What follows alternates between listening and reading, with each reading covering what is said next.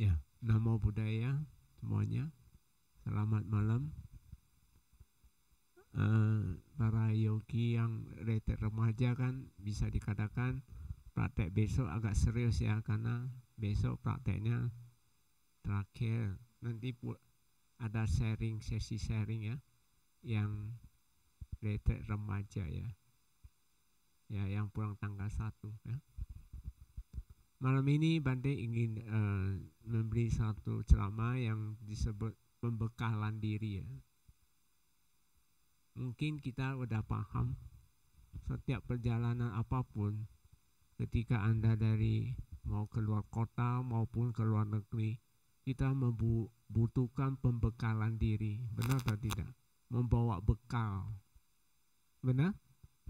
Ada membawa bekal, itu harus ada. Demikian perjalanan hidup kita. Dari satu kehidupan ke satu kehidupan, kita juga harus membekali diri supaya kita lahirnya di alam yang lebih baik. Benar? Apalagi Anda ingin mencapai nibbana. Pembekalan diri itu sangat penting untuk kamu jalani. Karena berbeda dengan pembekalan diri kalau di dalam kehidupan sehari-hari kita perjalanan ke satu kota lain itu hanya bentuk materi.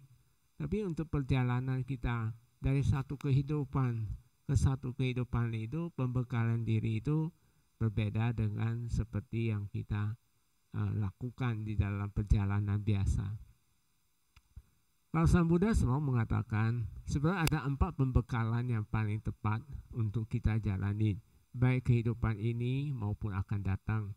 Selain itu, untuk kehidupan ini kita akan banyak teman, termasuk kita nama akan jadi baik, termasuk kita akan dipuji orang, dan dia akan mengkondisikan satu saat Anda rajin mencapai nibbana. Itu pembekalan juga dari sana. Jadi pembekalan yang Buddha berikan kepada kita itu sangat efektif untuk selain kehidupan ini pun untuk kehidupan akan datang, kan ujungnya nibbana. Apa itu 4? Sang Buddha mengatakan Anda harus berdharma 1.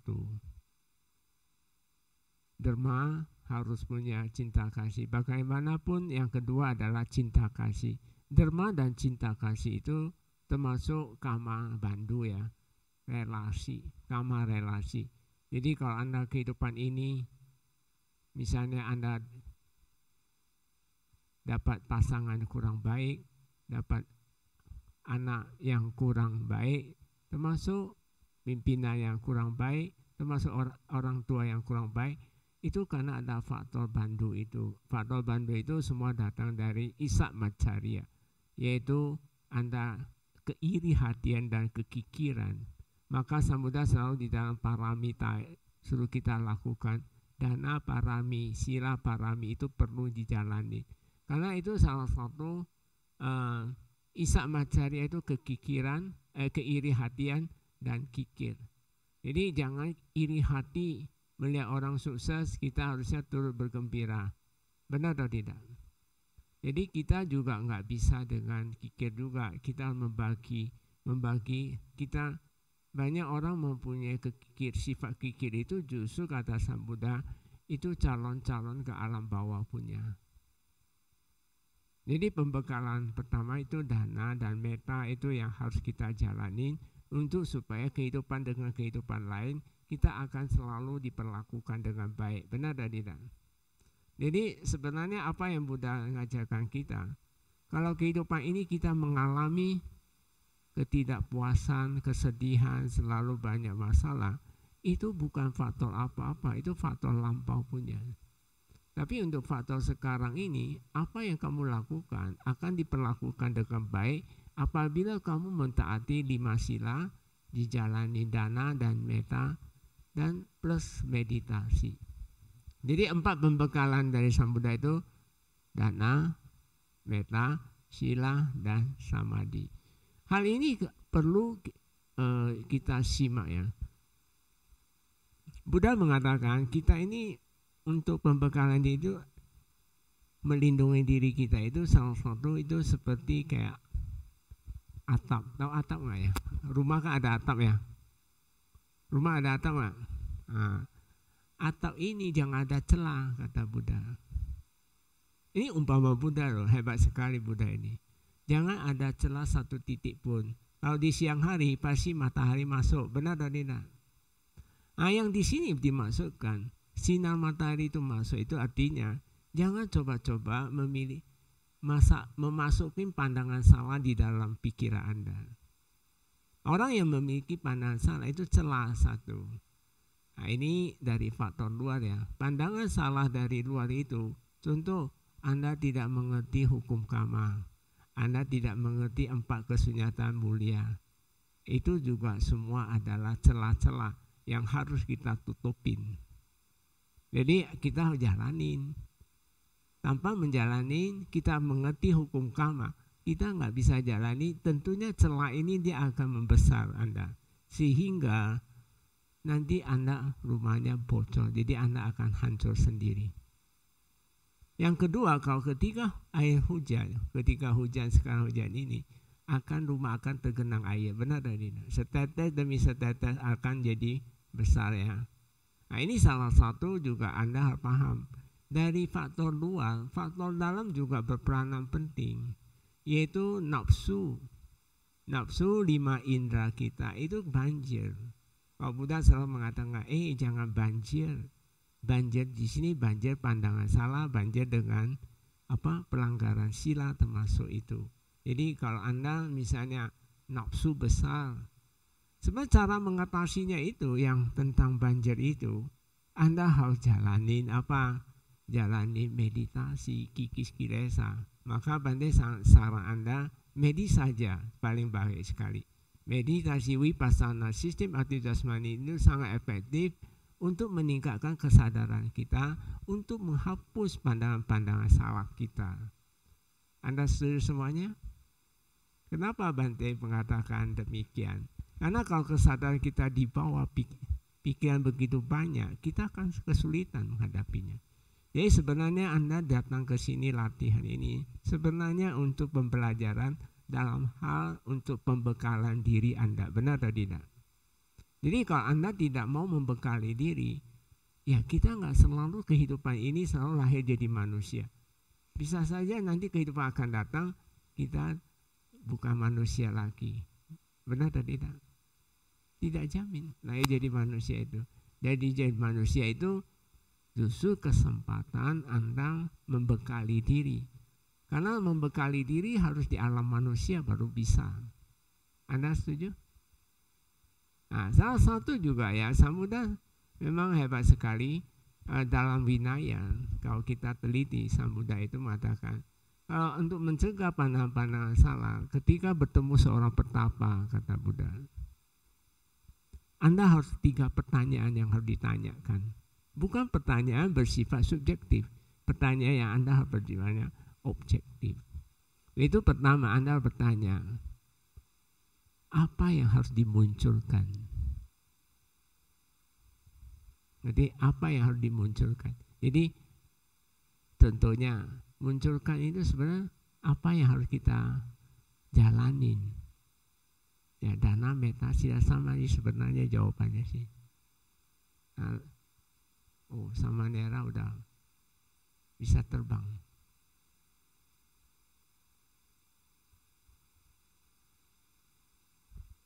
Yang pertanyaan kedua, apa yang harus dilampaui? Jadi sebenarnya harus dilampaui apanya? Apapun kita lakukan perbuatan baik itu harus kita lampaui. Jangan cuma ngomong di mulut, benar atau tidak? Nah, contoh Anda ingin berdana, ya harus jalanin berdana. Saya mau cinta kasih, meta, kembangan cinta kasih. Jangan pulang rumah suka marah-marah dan sebagainya. Itu juga nggak baik kan? Anda tidak menjalankan meta. Nah, moral sila Anda harus dijalankan. Jadi Anda udah jalani tadi, udah minta 8 sila. Itu harus ditaati. Bagaimanapun moralitas itu, dia bisa mendukung kita fisik itu lebih sehat. Kenapa orang bisa lahir cacat, banyak kekurangan? Itu karena pelanggaran sila. bisa ditanggapi. Nah, selain itu kita harus kembangkan kesadaran kita. Kesadaran kita harus ditingkatkan. Tanpa kesadaran ditingkatkan nggak bisa. Jadi pertanyaan pertama, apa yang dimunculkan? Ya itu. Lalu apa yang dilampaui? Ya jalanin. Nah yang ketiga apa? Ketika kamu udah lampaui, apa yang harus saya kembangkan? Jadi 3 pertanyaan ini harus kita pertanyakan kepada soal pertama. Yang pertama, apa yang harus dimunculkan, apa yang harus dilampaui, apa yang harus dikikis. Tentunya gila saya, meditasi harus dikikis. Jadi 3 pertanyaan ini Anda sering tanya, setelah Anda jalani dengan baik, ketika pertemuan berikut lagi kamu harus tanya, apakah saya sudah munculkan? Maksudnya pelaksana Anda apa sudah munculkan? Kadang-kadang orang bertanya ya, pertanyaannya karena tidak bersifat konstruktif untuk pengembangan batin dia. Malah dia mendestroy dia punya pengembangan. Seperti banyak di YouTube kadang-kadang pertanyaan-pertanyaan yang menurut Bante sifatnya bukan konstruktif malah destruktif ya. Jadi penghancuran untuk diri dia sendiri. Karena yang harus kita tanyakan itu ya sesuatu yang apa yang harus kita munculkan. Tentunya kita harus jalani. Jadi pertanyaan-pertanyaan ini semua sifatnya bersifat objektif, bukan subjektif. Kalau subjektif ya, sekarang saya tanya Anda, Dhamma itu indah kan? Apa yang kita pelajari itu semua indah kan? Indah atau tidak? Ya itu kan hanya subjektif. Ini kan pengalaman Buddha, benar atau tidak? Tapi kalau Anda tidak realisasikan di dalam praktek Anda, enggak secara objektif, tentunya enggak dapat kan. Kita hanya bagaikan sendok. Sendok bisa menyuapin orang, tapi sendok itu tidak pernah merasakan rasa makanannya. Anda bisa tangkap sama daerah semuanya? Ngerti enggak? Jadi harus direalisasi secara objektif, enggak bisa dengan subjektif. Kalau kita hanya sebagai subjektif, bagus ya ajaran Buddha, bagus ya, tapi hanya cuma mengagumkan, tapi tidak jalanin, tidak dipraktekkan, itu nggak bisa. Memang kalau kita lihat di mana ajaran manapun, di tetangga dan sebagainya, mereka cenderung ke subjektif, tidak kepada objektif. Anda harus jalanin, praktekkan. Nah, maka kita ini harus rajin-rajin, ya 4 itu. Pembekalan diri kita ini 4 itu apa? Pertama, dana, metta dulu lah. Lalu sila dan jadi meditasi itu penting salah satu. Dari 4 hal ini kamu teliti ya. Apa yang paling efektif untuk pembekalan diri kita? Dana, metta, sila, samadhi. Dari 4 ini apa yang paling efektif untuk pembekalan diri kita?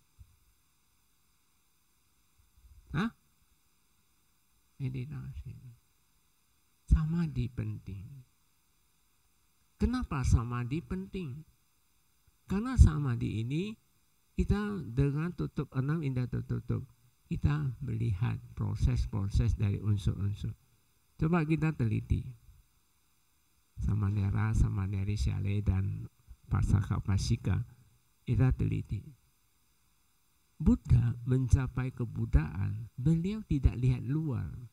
Beliau semua lihat proses jasmaninya. Anda setuju semuanya? Karena memang benar di dalam jasmani ini mempunyai disebut nama rupa. Di sini pengungkapan rahasia alam itu ada di sana. Nah, kalau Anda bisa mempunyai, kemarin sudah Bante ceramah mengenai wija dan awija itu sendiri. Kalau kita sudah mampu melihat proses, apalagi kesadaran Anda sudah tinggi daripada pikiran, kamu kan paham sekali. Ternyata ini semua permainan semua. Permainan apa? Permainan dari kekotoran batin kita. Kadang-kadang kita bisa senang sekali, benar? Kadang-kadang bisa sedih sekali, benar? Kadang-kadang kita nggak percaya diri juga bisa terjadi. Hal itu terjadi kenapa? Karena buah kamar lampau ini lagi jelek-jelek munculnya. Nah, kalau lagi senang, bahagia, dapat rezeki, dapat apa, badan lebih sehat, itu karena faktor-faktor kusala kama. Nah, coba kita lihat proses. Kenapa? Apa yang Buddha ajarkan itu selalu menganjurkan jangan berbuat jahat dulu. Perbanyak perbuatan baik. Ini faktor apa? Anda paham nggak? Memang kalau di dalam kehidupan sehari-hari, ketika Anda perjalanan muncul karma baik, Anda dapat rezeki, mungkin semua pun lancar. Tapi ketika di dalam Anda bawa ke dalam meditasi saat kamu duduk, kan ada ahetuka kusala dan ahetuka akusala. Pas muncul kusala muncul, pas kamu meditasi, kusalanya muncul, kita nggak perlu susah-susah punya. Kita sadari, catat dia, langsung membuat kita wirya, semangat. Itu bisa muncul kiriya cita. Jadi kusala itu penting. Selain pembekalan untuk kehidupan hari-hari, kusala itu juga ketika kita meditasi, muncul kusala, kita sadari, catat, dia langsung membuat kita. Anda pernah nggak meditasi? Wow, semangatnya luar biasa. Kusala dorong kita. Anda jangan terjebak. Karena apa? Kita sadari, catat dia langsung switch menjadi kiriya. Tanpa kita harus perjuangkan, harus perang fight. Berbeda dengan aku salah. Kalau aku salah, loba, dosa, moha. Ketika dia muncul, apa yang kamu hadapi? Sakit luar biasa. Oh, benar atau tidak? Nah, nanti banyak pikiran sekali. Ada nggak? Rasa cemas, khawatir, itu datang loh dia. Tapi sebenarnya itu aku salah. Kata Buddha, ketika aku salah datang, meditasi aku salah datang, kita harus fight sama dia. Kalau kita nggak fight sama dia, Anda kalah terus, oh ya pegel-pegel nanti saya nggak mau berjuang. Ya nggak bisa, nggak dapat apa-apa. Coba ibu-ibu yang udah fight sama fisik Anda, rasa bahagia nggak, saya mau tanya. Cuma banyak yogi nggak sadar bahwa tubuh kita ini, yang sekarang kamu miliki kita ini, sekarang yang kita bawa ini. Ya, Anda masih muda, yang muda dia nggak terasa. Sudah terbentuk tubuh ini, udah pastime punya ini semua. Ngerti pastime punya. Udah terbentuk, mau sehat nggak sehat itu sudah ada di dalam. Jadi tidak heran ketika Anda datang meditasi dengan usia yang cukup tua, Anda pasti tubuh Anda dalam tidak nyaman-nyaman punya. Jadi jangan nuntut, oh ya nanti meditasi saya salah, saya nggak mau sakit kayak gini nih. Mana bisa kayak gitu? Memang tubuh sudah terbentuk dari Anda. Nah, maka bersyukurlah kalau masih yang kecil, masih muda, dia mau rajin meditasi, dia terjaga terus. Jadi fisik itu awet. Coba kita perhatikan. Seorang Wisaka mencapai Sotapanna, beliau di usia 7 tahun. Ketika beliau sudah 120 tahun, dia awet muda seperti 17 tahun. Kayak remaja sekali. Dia tidak ada keriput, nggak ada apa-apa. Jadi yang masih muda ya cepat-cepat capai. Minimal Sotapanna. Nah itu kalau Anda capai Sotapanna di usia 40 ya awetnya 40 lah.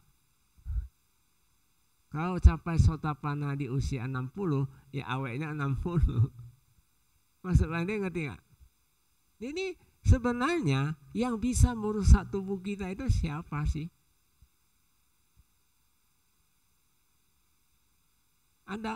Sebenarnya Buddha ini memang hebat. Kata Buddha, tubuh kita ini membutuhkan 4 kebutuhan. Itu benar itu. Pertama, kita harus jadi kama, sila. Kehidupan ini harus jalani sila. Kehidupan ini loh, kita nggak cerita lampau punya. Kama, sila. Memang sila kalau kehidupan ini, kalau kita jaga sila, urat saraf kita itu pasti baik punya. Nggak akan keganggu. Jadi kalau Anda banyak urat saraf terjepit dan sebagainya, berarti apa? Melanggar sila. Dia lagi berbuah, ya. Edibong ya. Jadi nggak apa-apa, kita terimakan udah kita lakukan. Udah lampau punya, sekarang punya juga mempengaruhi. Tidak segampang. Kalau makanan itu darah urat nadi yang mengambil makanan untuk seluruh tubuh. Makanan harus bergizi, berbaik. Coba Anda makan racun, apa yang terjadi? Hah? Gimana? Kalau makan racun, benar atau tidak? Racun, namanya racun, merusak tubuh. Bisa game. Kalau meditasi apa? Itu sebenarnya memperbaiki nama rupa kita aja sebenarnya. Kalau di dalam istilah kedokteran itu kelenjar sebenarnya. Atau hormon. Itu semua dari nama rupa. Nama rupa kita ini sebenarnya dalam konteks dalam Buddha Dhamma, dia itu gudangnya kama kita. Tahu arti gudang kama? Apa yang kita ucap, apa yang kita pikirkan, apa yang kita lakukan dengan visi itu, dia akan terima, dia simpan. Jadi hati-hati ya, kama juga dari 3 pintu, ucapan, pikiran, dan perbuatan. Jadi kalau perbuatan Anda baik, secara otomatis dia merekamnya semua baik-baik. Jadi nama rupa itu gudangnya kama kita masing-masing. Benar atau tidak? Nah, gudang kama ini lah kamu saya mau tanya. Lebih baik simpan sampah atau simpan yang berharga? Gudang Anda kalau simpan sampah jadi apa? Bak sampah, bau atau tidak? Sangat bau sekali. Rumah Anda kalau taruh sampah atau banyak gak dibuang, apa yang terjadi? Bau sekali. Ada sesuatu. Ada bangkai aja, bangkai tikus saja ya, nggak dibuang ya. Itu akan jadi masalah untuk jadi baunya seluruh. Ini demikian manusia. Demi kalau Anda jalani sila, Anda telah memasuki hal-hal yang baik. Benar atau tidak? Coba Anda bayangkan. Rumah 1 hari nggak sapu bagaimana? Debu ya, kotor sekali. Apalagi sebulan. Sama. Badan ini kalau nggak 1 hari nggak meditasi, coba kotornya luar biasa. Apalagi sebulan nggak meditasi, apa yang terjadi? Kotor nggak? Jadi meditasi penting nggak, saya mau tanya? Dia bersihin, dia bersih. Bagaimanapun ya kita punya prinsip. Ya kalau kehidupan ini bisa mencapai sotapanna, ya syukurlah. Kalau nggak bisa pun minimum saya saran hidup lebih nyaman dulu. Hidupnya mau nyaman itu 1 hari 3 jam itu wajib. Kenapa Bande mengatakan 3 jam? Kalau kita lenyapin dia bisa bertahan ya minimum ya 4 jam dia bisa bertahan. Satu kamu lakukan. Kalau 3 jam, ya 12 jam Anda bisa lebih nyaman. Enggak diganggu oleh kegelisahan. Tidak diganggu dengan kecurigaan, termasuk rasa kesal dan sebagainya. Itu modal pertama dulu. Tapi bagi yogi yang sudah punya pengalaman, saya yakin Anda sudah sekian lama, Anda merasa ada bahagia nggak? Saya lebih terkendali nggak emosi Anda? Lebih atau tidak sama Nera? Coba Anda hidup di masyarakat, terbuai-buai dengan kesibukan pikiran dan sebagainya, nggak bisa. Jadi kalau sama Nea juga nggak rajin meditasi, Anda nggak akan tahu, bahwa ada satu faktor yang membuat kita tidak nyaman punya. Tapi kita kecenderungannya apa? Menyalahkan yang lain. Inilah yang kurang bijaksana seseorang. Kadang-kadang orang melanggar sila, udah salah, malah ngotot malah. Ada nggak? Ada nggak ya? Kok nggak jawab? Ada? Dia langgar sila, dia nggak tahu dia udah langgar sila.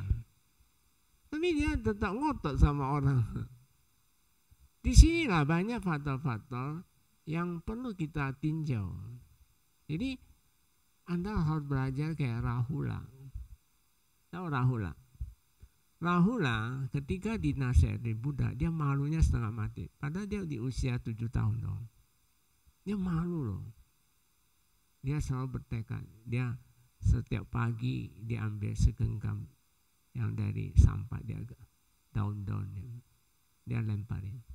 Saya akan menerima nasihat orang sebanyak genggaman yang daun yang saya lempar ke atas. Jadi dia belajar. Tapi beliau itu capai arahat juga sih. Di usia belasan dia capai arahat. Sangat luar biasa. Inilah ciri-ciri manusia selalu ke dalam, selalu ke dalam. Ini sebentar lagi capai punya. Jadi kalau Anda terlalu sibuk di luar, tanpa imbangi melihat ke dalam, memfeedback ke dalam. Simple aja saya tadi. Ketika Anda pernah melayak, yang meninggal Anda melayak, pernah? Nah, ketika melayak, harusnya kita objektif. Kita bukan ke subjektif. Oh kasihannya dia ditabrak mobil ya apa. Ya kebanyakan kan subjektif kan. Nah, harusnya kita objektif. Oh, satu saat kalau saya kamar buruk datang pasti ditabrak mobil meninggal juga, benar tadi. Nah, orang yang bisa selalu merenungkan ke feedback ke dalam objektif, ini calon-calon capai Arya punya. Tapi kalau dia cuma hanya sibuk secara subjektif aja, dia pengkaguman terhadap hura-hura bagus, wah ini bagus. Sebenarnya itu makin jauh. Menuju nibbana itu jauh sekali. Masalah apa? Dia cuma subjektif. Dia tidak objektif. Jadi untuk saran para yogi dan Saleh sama Neri sama Nera, kita dalam perjalanan ini harus menuju ke objektif. Jangan hanya mengagumkan secara subjektif, karena bagaimanapun itu jauh lebih efektif untuk membendung disebut pandangan salah itu sendiri. Mengenai pandangan salah, sebenarnya ada dua hal yang perlu Anda teliti. Pertama, Anda kurang yakin dengan hukum karma. Saya tanya Anda semuanya, Anda yakin hukum karma? Semuanya yakin? Berapa persen? Nah, ini salah satu contoh Anda telah memiliki pandangan. Orang yang yakin pada hukum karma, dia juga harus yakin adanya buah karma. Paham Mas Bante? Jadi apapun yang nanti alami di dalam meditasi maupun dalam kehidupan sehari-hari, itu semua lampau punya. Keyakinan ini Anda harus miliki. Nangkap Mas Bante? Nah, hukum karma ini banyak orang nggak ngerti, khususnya tentang sila. Dia langgar sila pun langgar sampai nggak tahu. Ada nggak? Banyak loh. Gosip salah satu, ngomongin orang doang, itu kan pelanggaran sila. Benar dan tidak? Nah, ini salah satu yang harus kita hati-hati kan. Untuk supaya tidak terjadi, memang tiap hari harus 3 jam meditasi. Nanti kita bisa kurangi ngomongnya orang, otomatis dia. Nah, yang kedua ya itu tempat empat kesunyatan mulia. Mungkin malam ini saya mau urai sedikit lengkap dulu Anda.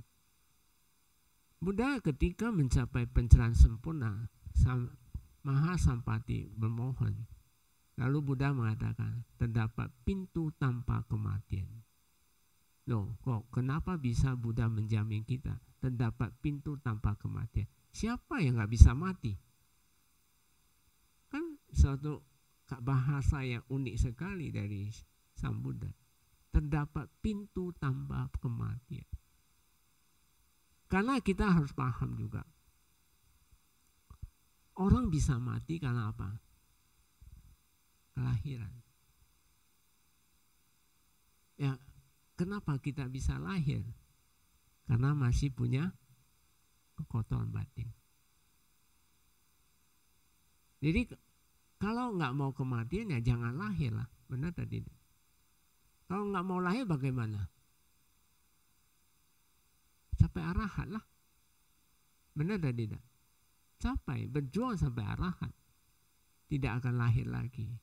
Maka Buddha bilang terdapat pintu tanpa kematian, bahwa kita semua bisa capai arahat. Kita bisa ke sana, mau atau tidak, benar atau tidak? Tapi Anda nggak mau, ya nggak bisa lah. Apa yang Buddha ajarkan? Suruh kamu meditasi, Anda nggak mau. Anda maunya sibuk dengan pacaran, sibuk dengan apa sana sini dan sebagainya. Apa bisa? Saya mau tanya.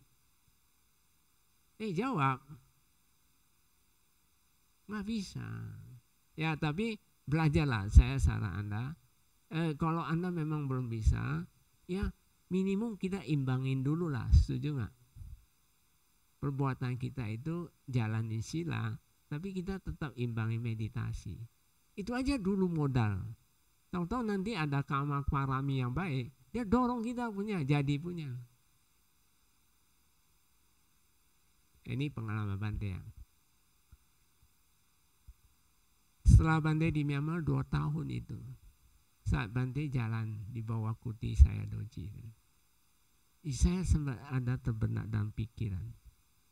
Muncul satu pengertian, loh kenapa ya bisa dorong saya sampai di Myanmar udah 2 tahun loh waktu itu. Kok bisa ya? Saya begitu kagum dengan hukum karma. Padahal Bante ini seorang pebisnis. Ya saya jadi biku bukan karena masalah apa-apa. Ya karena saya tahu ini jalan yang harus saya jalani. Bukan karena apa-apa. Kalau soal saya punya bisnis, lebih dari cukup untuk saya pakai. Jadi maksud Bante, saya sampai muncul ini, loh kenapa ya bisa ya? Oh ternyata karma itu hebat sekali. Dia bisa dorong kita ke sana punya. Tapi Bante akui, Bante termasuk karma baik sih. Saya dengan mulus saja. Tapi di usia udah 40 lebih Bante. Baru ada satu karma yang mendorong, tahunya ketemu. Semua lancar. Ketemu guru-guru yang tepat juga. Ketemuannya pas-pas semua pas. Jadi karma bandu itu penting nggak saya bilang. Jadi masuk Bante, kalau Anda memang masih belum ada niat untuk ke arah sana, tapi kita imbangin dulu, setuju nggak? Ya orang bilang kayak orang bodoh-bodoh dulu lah, nggak apa-apa lah ikut aja dulu. Ya meditasi dulu, ya Abi ya, nggak apa-apa, jalannya aja. Lampaui, coba satu persatu. Memang belum muncul, belum pecah. Kayak Anda tahu telur kan masih, kalau dia ada benih di dalamnya, masih ada cangkang kan. Kalau cangkang pecah, apa yang terjadi? Netes kan, netes bola anak ayam atau anak tetek, anak itik. Itu kalau cangkang pecah, itu namanya kita sudah insight.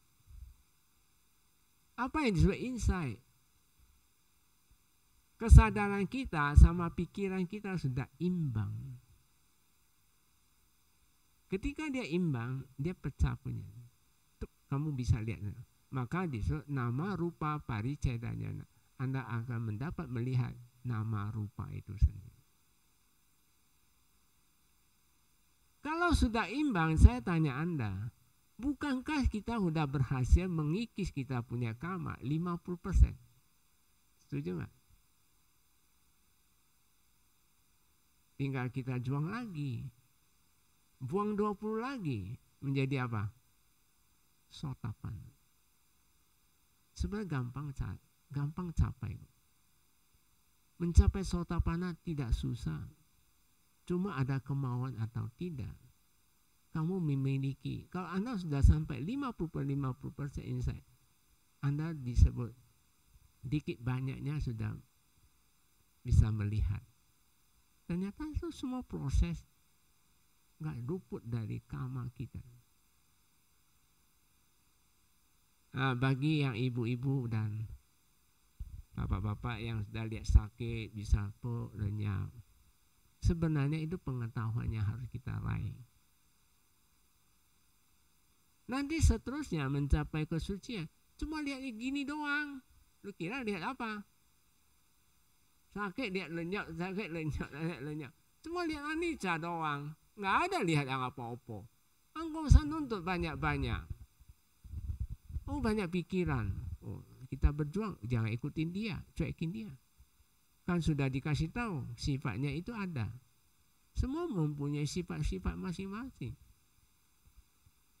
Cara kerja tubuh dia juga ada. Cara kerja kesadaran juga ada. Cara kerja dari pikiran itu ada itu. Kalau seseorang yogi dia bisa memahami cara kerja ini, cara kerja ini, cara kerja ini, tinggal kita kayak main game aja ya. Kalau ini memang jelek kita jangan ke sana. Kita perbanyakkan yang mendukung kita. Kan cuma gitu doang. Nah, kalau pikiran nggak mendukung kita, nggak mendukung kesadaran, dia selalu menyeret kita. Ya jangan ke sana lah. Nah, caranya apa? Kan sudah dikasih cara. Kompet. Dalam meditasi, tubuh kita ini sangat membantu kita. Coba Anda bayangkan ya para yogi. Bodhisatta mau capai kebudaan, beliau itu selalu lahir jadi manusia. Baru bisa capai Buddha. Di alam dewa nggak bisa. Kenapa? Nggak ada ini, jasmani ini. Dewa ini cuma jasmaninya ya mental, contoh gambar dan sebagainya. Dia rupa doang. Kalau ini kaya ini, justru karena ada kaya inilah yang bisa mencapai. Kita bisa melihat proses. Jadi Buddha mencapai kebuddhaan pun melihat dalam jasmani. Muncul sakit, amati dia, sabar, lembut. Kan udah diajarin. Menghadapi unsur itu tidak boleh keras. Sabar dikit, terima dia aja. Terima dia. Dia lulu itu sebentar lagi.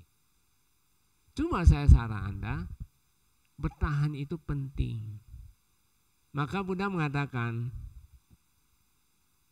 orang yang belum mencapai sotapanna 70% kesadaran, dia harus lawan arus itu. Lawan, tahu lawan. Arus itu arus kilesa, harus dilawan. Nggak bisa ikutin dia. Oh sakit, oh nggak mau lagi. Oh banyak pikir, oh nggak mau lagi. Oh ngantuk, pergi tidur. Apa bisa? Saya mau tanya Anda. Nggak lawan. Lawan, ngantuk datang, perut kempes. Otot ini sangat bantu kita. Maka bandingkan salah Anda coba ketika jalan pun bandingkan udah aja kencang betis, paha. Ketika perut kempes, kamu badan ditarik ke atas. Itu beda. Coba Anda coba tes. Tarik ke atas. Nanti kesadaran kita nggak terbuai dengan pikiran. Nah, bagi yang berapa orang masih belum bisa, nanti bosan. Kenapa bisa bosan meditasi? Berarti ada hal yang nggak dilenyapi. Kalau orang bisa lenyapi, nggak pernah kata bosan itu. Benar sama Dari. Jadi kalau Anda bisa bosan, berarti kamu tadi belum berhasil lenyapin dia. Jadi sebenarnya otot-otot ini penting. Dada busung. Dada busung. Tahan nafas. Kamu tahu nggak tujuan tahan nafas itu apa? Misalnya contoh ngantuk aja. Ngantuk ketika muncul, dia kan pasti cari kesadaran. Benar atau tidak? Asal dia mencari kesadaran, dia sangat cepat sekali. Nah, untuk itu cepat-cepat kita siaga. Dada busung. Tahan nafas ya agak. Tahan ini supaya dia nggak dibawa dia dulu. Jangan bawa dulu. Tahan. Tahan. Nah, langsung kita punya kesadaran. Jangan nunggu-nunggu. Cepat-cepat. Langsung peluk kempen dalam tahan nafas sekuat-kuatnya kamu lakukan. Perhatikan itu tubuh Anda. Nanti dia lenyap punya. Kecuali dia sangat kuat. Mungkin Anda pernah membunuh orang tua, membunuh manusia pas dia muncul. Ya, tidak heran. Dia kuat sekali, ngotot dia pasti. Coba saya tanya Anda. Anda tahu nggak satu makhluk proses jadi binatang? Itu kan dari moha kan. Moha kalau dia datang, dia dorong punya loh. Dorong kita, dia ayo ngantuk sekali, Anda bisa jatuh, ada nggak bisa tahan dia punya. Kalau manusia saat dia udah meninggal, dia akan dorong dia punya mulut menjadi moncong. Kamu lihat binatang, semua mulutnya moncong atau tidak? Saya mau tanya. Coba teliti, benar atau tidak? Tikus mulutnya apa? Moncong depan. Coba lembu, moncong depan. Benar atau tidak? Coba anjing, moncong depan. Kalau manusia rata. Kok rata? Benar atau tidak? Jadi kalau moha, dia pasti jadi binatang. Dia dorong sampai kamu jadi punya. Jadi ketika dalam meditasi moha datang, harus lawan atau tidak, saya mau tanya. Bukan pergi tidur, salah. Reba-reba, salah. Ya kamu masih kamar baik ya, masih manusia. Tapi kalau pada saat itu Anda mau meninggal, pas moha yang datang, nggak elak punya. Langsung binatang.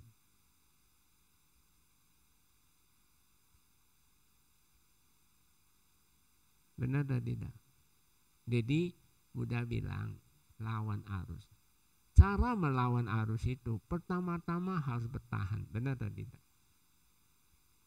Misalnya sakit, kita bertahan dulu, sabar, terima. Kita bertahan bukan dengan benci, bukan dengan tidak suka. Kita bertahan untuk supaya dia lenyap kan. Kita kan mau fight sama dia. Tahan dulu, dia kan serang, tahan dulu. Kita pakai fisik kita lah. Kempel dada busung, tahan apa, kencang betis pahat, cuma tahu ke tubuh dulu. Itu kan benteng kita. Jadi ketika ngantuk datang, maka kenapa Bante mengatakan sistem aktif jasmani ini, meditasi bisa sangat efektif untuk meningkatkan kesadaran. Kenapa? Kita benteng dulu. Coba Bapak Ibu, adik-adik saya, mana lebih baik? Musuh belum datang, kita sudah terbangun bentengnya, atau nanti musuh datang baru buru-buru bangun benteng? Mana lebih siap? Nah, bangun dulu, maka kita aktif tubuh dulu. Kesadaran. Tapi kita jangan kesadaran coba-coba melenceng ke luar. Gampang itu. Anda nggak yakin ya? Pikiran itu Samudra mengatakan itu kayak belut, tahu belut? Belut, coba lu kamu tangkap belut, licin sekali, licin dia. Kita udah hati-hati tubuh ya, tahu-tahu udah asik ya, kelupaan sebentar dia dia ada lubang sedikit dia langsung tarik kita. Karena dia butuhkan kita kesadaran itu. Kalau tanpa kesadaran dia nggak bisa eksis, nggak bisa keluar dia. Ngantuk pun nggak bisa keluar. Bisa dipahami. Jadi menghadapi mental ini memang kita perlu sedikit diprioritaskan dulu. Memang bagi pemula ya, apa yang berpemula. Bandai sering kan mengajar ke tempat yang pertama-tama datang. Ya saya selalu udahlah, daripada Anda datang udah pikirannya setumpuk, rencana lah, jengkel lah, apapun sudah ada di dalam itu. Ketika duduk meditasi, fisiknya bakal sakit. Ada dua loh Mbak Dia, benar tadi. Ya sudahlah, dua-duanya dicuekin, kamu pakai audio aja. Rahang atas, sibuk di sini. Kalau audionya cepat ya ikut cepat aja. Bodoh-bodoh angkat dulu. Nah nanti tahu-tahu mental Anda udah tenang. Mental udah tenang, fisik kan namanya mau disembuhkan. Disadari, catat. Fisik ini sebenarnya kesadaran justru yang membuat kita fisik itu tambah sehat. Coba Anda tiap hari meditasi, beda punya fisik Anda dengan orang yang tidak mau meditasi. Anda meditasi terus ya, fisik Anda pelan-pelan dia perbaiki. Kesadaran itu justru memulihkan. Tapi kita jarang memberi. Masalahnya apa? Anda tidak mau. Dia harus Anda minta tertutup, sedangkan Anda sibuk Anda minta terbuka. Kesadaran kita itu kan netral, pikiran lebih kuat. Ketika Anda minta terbuka, apa yang paling kuat? Pikiran kita. Dia merajalela kuasai kita. Dia bebas. Nggak percaya? Coba Anda minta terbuka. Nggak tahu, mikir sampai ke Amerika juga mudah. Mikir kemana, nanti planning ini udah ada. Benar tadi tidak? Nah hal inilah kita cegah. Maka untuk mencegahnya ini kita harus membutuhkan pembekalan diri kita. Nah, pembekalan ke diri kita yang paling efektif itu ya kita banyak berdana. Cinta kasih kita harus kembangkan. Ya kalau sahabat dhamma dana jinanti. Berarti teori memberi dana kepada dhamma. Dhamma itu tinggi. Persembahan dari segala persembahan dana dhamma itu paling tinggi. Jadi kalau Anda udah dapat manfaat, ya Anda sharing lah, memberi dana dhamma. Bagus itu, membuat motivasi orang untuk apa. Nanti besok ada sharing aja. Nanti kita masuk ke YouTube, Anda mendengar, Anda dia bisa lakukan. Tapi banyak kan orang cuma subjektif, enggak objektif. Ada satu ibu ya, dia itu non-Buddhis dia kagum dengan di TikTok itu, sharing di TikTok. Saya bilang, ibu,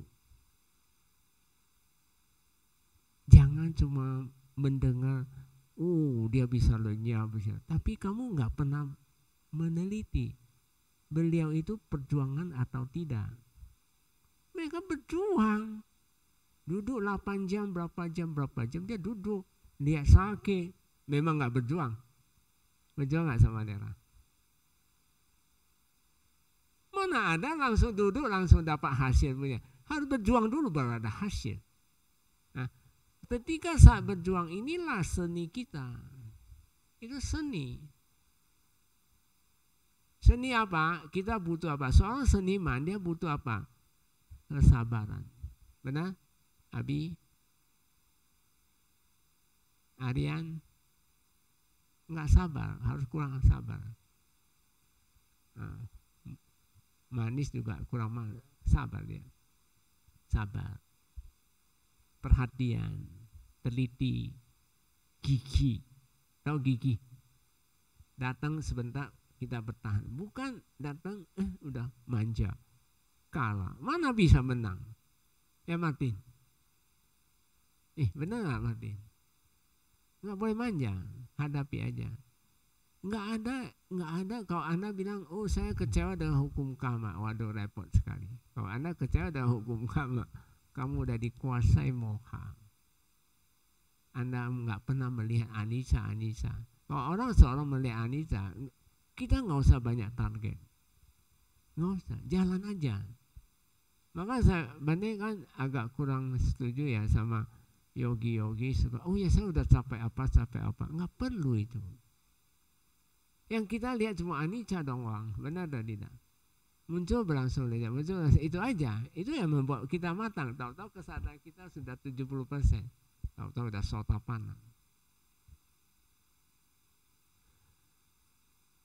Di Myanmar ada satu yogi ya. Myanmar ini pas Bante di sana ada di sana. Satu yogi, dia mengalami sakitnya luar biasa. Sakit luar biasa. Satu saat dia berhasil termasuk.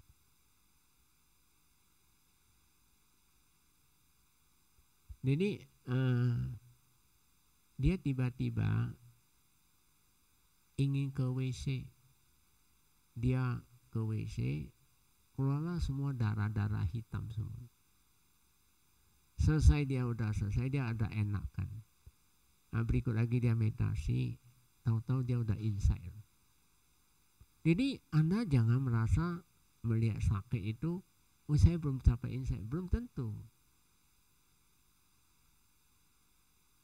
Dia bisa capai. Bodhisatta aja juga bisa jadi binatang, lahir jadi binatang.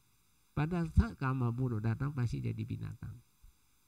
Jadi Anda nggak perlu pesimis. Oh saya lagi sakit, nggak bakalan capai insight. Nggak usah pikiran kayak gini. Buangkan jauh-jauh. Penting kita berjuang.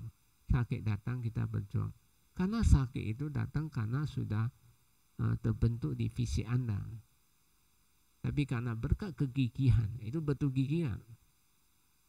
Kegigihan, gigi. Dia sakit, gigi. Moha datang, gigi.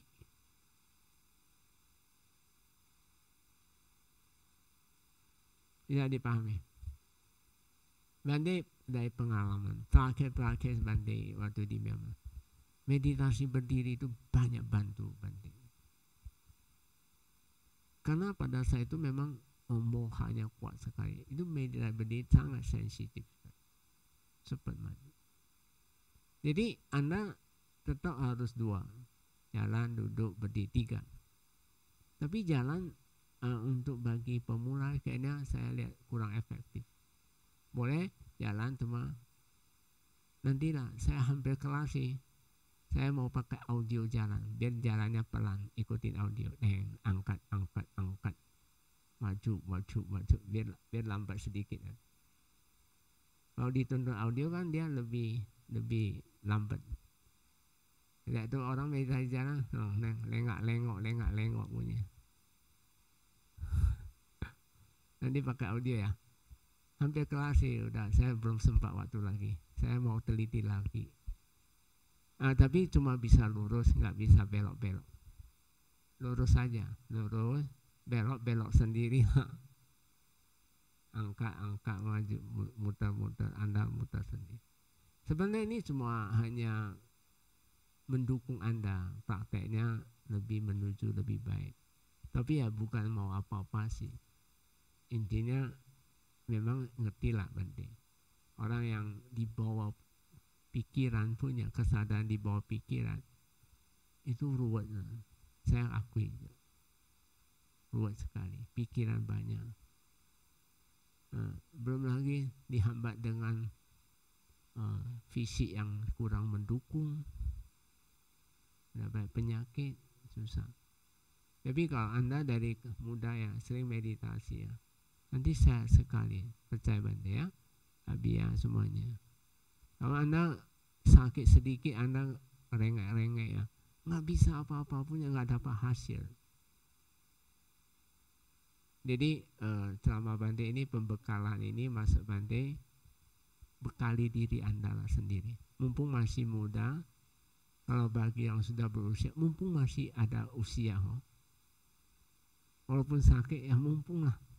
Enggak mumpung saya bisa berjuang. Yang nggak mau berjuang ya nggak bisa, nggak dapat. Ya tunggu waktu meninggal. Kadang-kadang Bante diundang baca parita yang sudah berusia 80, 70. Pertanyaannya ya bagaimana gini-gini. Ya saya hati Bante sih, coba dari muda dia bertanya ini, saya pasti suruh dia meditasi. Sebenarnya pelajar-pelajar ini sama Nera yang muda-muda ini, sebenarnya saya kasih mereka ini, mereka butuh itu, karena tanpa ini dia digrogoti secara tak langsung, dia nggak ngerti pun. Saya tanya Anda, kita fisik ini walaupun masih muda, ini dia kan masih belum ya, kamar lampa belum merusak dia loh. Karena kalau Anda usia 19 ini usia masih pertumbuhan, tapi ada kelihatan itu nanti di usia kelihatan dia cenderung kemana, ketahuan itu. Maka saya tahu ini siapa cenderung, saya cuma diam aja, karena nanti nggak enak jadinya. Masuk Bante, kalau Bante ingatin Anda itu berarti ada sesuatu yang perlu kamu perhatikan. Nggak mungkin dong saya tegur-tegur terus. Ada yang harus diperbaiki. Karena banyak faktor-faktor yang Anda nggak tahu sendiri. Tahu-tahu Anda udah langgar, tahu-tahu Anda begini. Sebenarnya manusia itu banyak nggak tahu bahayanya di depan. Jadi manusia sebenarnya menggali lubang sendiri, mengubur sendiri. Artinya dia sudah berbuat jahat, dia nggak tahu sebentar lagi dia masuk ke dalam. Ada satu cerita Jataka ya, mungkin sebagai penutup undangan. Ada seorang, dia itu keras kepala.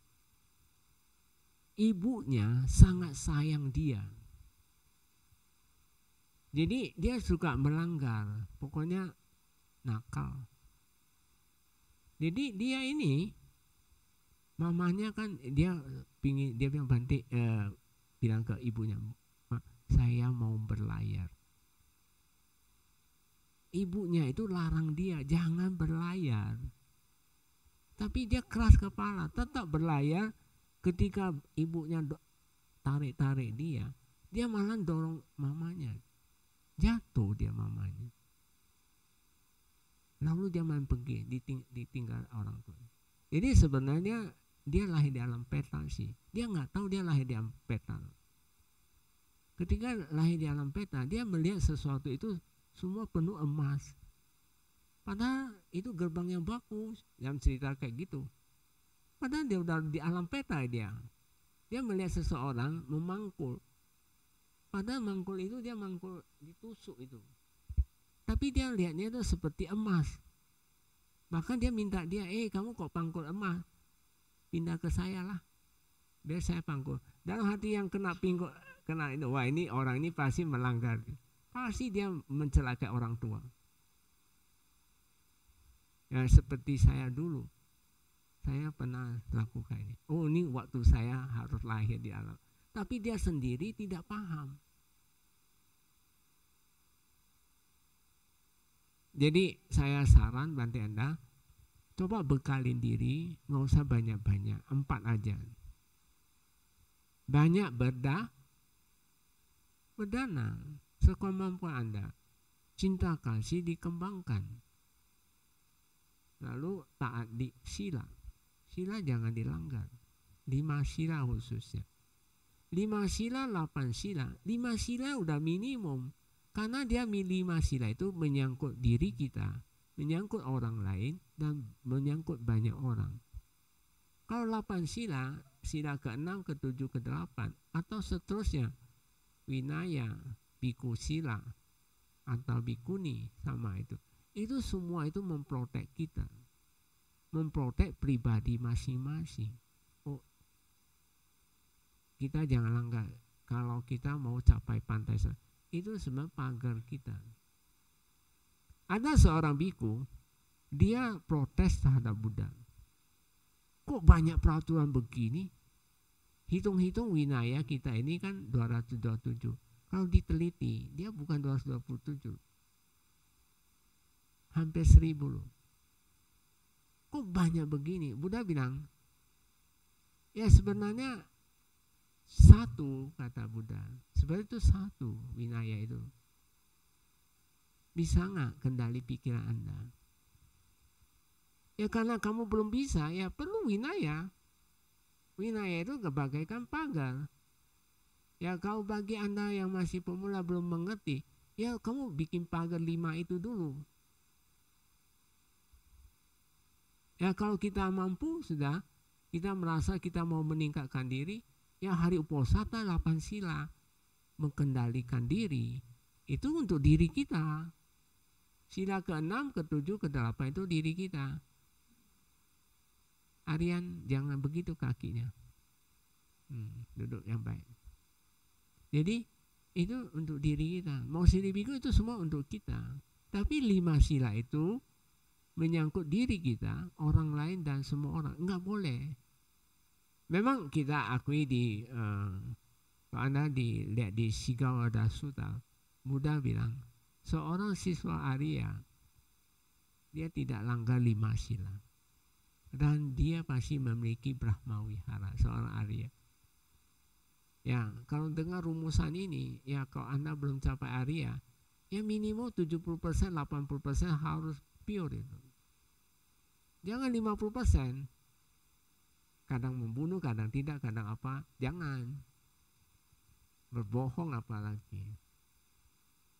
Maka ada satu persepsi mengatakan bahwa manusia sekarang ini 99% itu alam peta setelah meninggal. Mudah-mudahan yang hadir ini bagian dari 1%.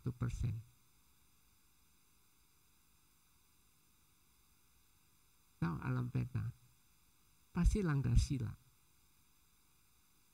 Jangan pembenaran diri Anda. Bahaya di dalam. Anda telah menggali lubang, Anda kubur sendiri. Itu ibaratnya. Perbuatan Anda lah yang menguburkan Anda. Lahir di alam bawah. Ya, saya harap Anda praktek lebih serius kan. Sebenarnya ini bekal buat Anda sih sebenarnya. Anda bisa berhasil lihat anicca itu kan bekal buat Anda. Bekal lah. Untuk kehidupan hari-hari juga bekal, untuk kehidupan akan datang juga bekal. Bekal nggak? Jadi pembekalan diri itu penting sekali. Sama dalam perjalanan apapun kita harus membekali diri. Baiklah, cukup ya. Waktunya sudah mau meta chanting. Sabe sata bawantu sukitata. Semoga semua makhluk hidup berbahagia. Jadi pertanyaan